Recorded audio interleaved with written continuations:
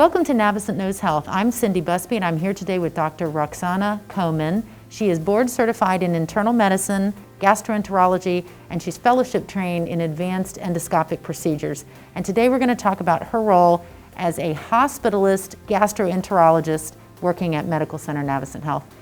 Dr. Coman, would you tell our audience a little bit about what a hospital-based gastroenterologist does?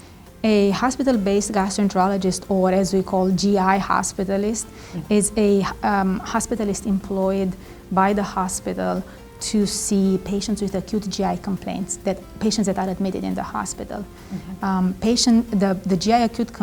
acute GI complaints can be either the reason for which the patient was admitted, or it's an acute issue that had developed while the patient was admitted in the hospital. So if a person is admitted to the hospital and they have a complaint that's involving anything from the esophagus to belly pain to bleeding then you come in to consult with them about that specialty in the emergency room, or is it after they're admitted to the hospital? Where does your service interact with the patient the first time? We can interact at any level in their hospital admission, either in the emergency room, especially if the main reason for presentation to the emergency room is a GI complaint. Maybe a life-threatening bleeding, maybe severe symptomatic anemia, abdominal pain, abnormal liver functions, and a patient presents jaundice to the emergency room. Then most of the time we see them in the emergency room. Sometimes patients who have been in a hospital, especially in the intensive care units, they develop bleeding, especially due to stress ulcers. We are called at that time, so we intervene somewhere after the patient had been admitted in the hospital. Sometimes patients who are on the floor and they've been admitted for other reasons or to optimize some of their chronic conditions, they develop some GI complaints, and then the team calls us to help them figure out what is the cause and manage them. What are the most common ailments or conditions that you see? If you had to name the 2 or 3 that are the most common that you're called to see. The acute GI complaints seen in the hospital, they are most of the time GI bleed, gastrointestinal bleed. It's an upper GI bleed or a lower GI bleed we are called to see. Abnormal liver workup, patients with elevated bilirubin or LFTs that are really high and puts the patient at risk of liver failure, we are called to help manage them.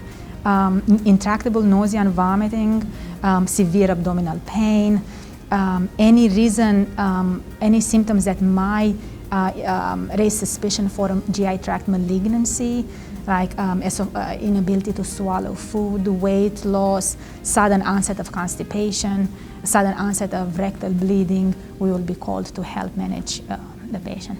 When it comes to your training, can you tell us a little bit about both your gastroenterology training, but then also your advanced endoscopic training? How did that prepare you for who you see in the hospital today? So the GI fellowship is a 3-year training, and during this training we learn a lot about gastrointestinal diseases that pertain to the luminal GI tract, liver, and pancreas. During the training, the fellow is exposed and becomes proficient in performing endoscopy, such as upper endoscopy and colonoscopy. About 10% of the traditionally GI fellows, they follow an advanced endoscopy path where you learn more advanced endoscopic procedures. When we talk about ERCP, when we're talking about looking at the pancreas, for example, the endoscopy is performed through the throat, but the ultrasound is done that way as well. Still minimally invasive, but going actually down through the throat to be able to see that through the stomach. Correct. These are real-time procedures. So we have the regular screen where we can see the lumen of the GI tract, and when we perform the ultrasound, we actually have a special type of machine where we can see, we use ultrasound wave to detect tissues deeper and behind the GI tract wall. And what is ERCP normally used to diagnose? You mentioned biliary blockage and also pancreatic malignancies?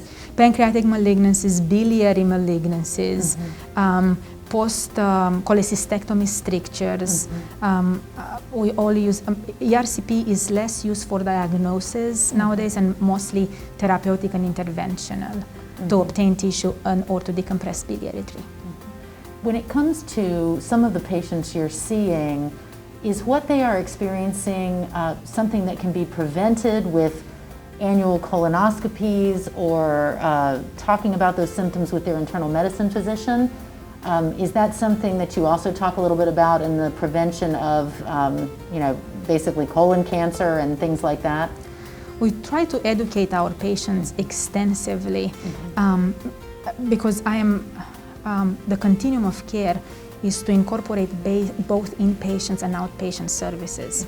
A certain type of GI pathologies, and any pathologies, are better served as inpatient, but other pathologies are better served and followed as outpatient. So for our patients to really have a long, healthy life, they need a robust care plan that incorporates both services. So we try very hard to tell the patients that while we try to provide excellent care as inpatient, they need to be very compliant and follow up as outpatient for this type of procedures, screening, or anything else that might help them, especially preventive medicine. What's the benefit to the community gastroenterologist in having an advanced trained hospital-based GI? So that's a very good question. Let me give you a little bit of background. Prior to my arrival here, there was not designated a GI hospitalist for this hospital. So the way the patients were taken care of, the community physicians, gastroenterologists, they were taking a rotating call schedule and covered the hospital every once a week, each of them. When there was an emergent consult, if the physician was not readily available or on site, that could be a really significant delay. So when I arrived in 2006, we, together with the hospital administration and several of my community-based gastroenterologist colleagues, we devised a plan where we could merge my clinical interests, my advanced training, and to establish a consistent service, GI service for the hospital. A consistent help to the admitting physician when they had patients with acute GI complaints, and also a consistent teaching service for the internal medicine residents.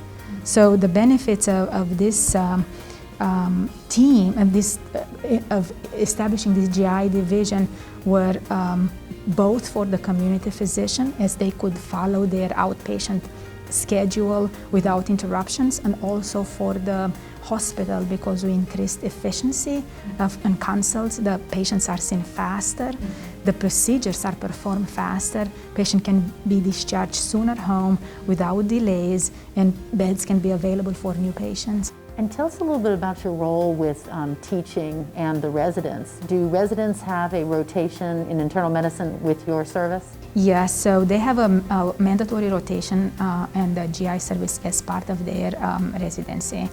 And we have their rotation is a month in their third year. So we have, around the year, we have a resident in our team. We also help with teaching medical students and nurse practitioner students. So they have exposure to GI pathology and get a little bit better feel of what is to be a GI nurse practitioner, or what it is to follow residency fellowship in GI.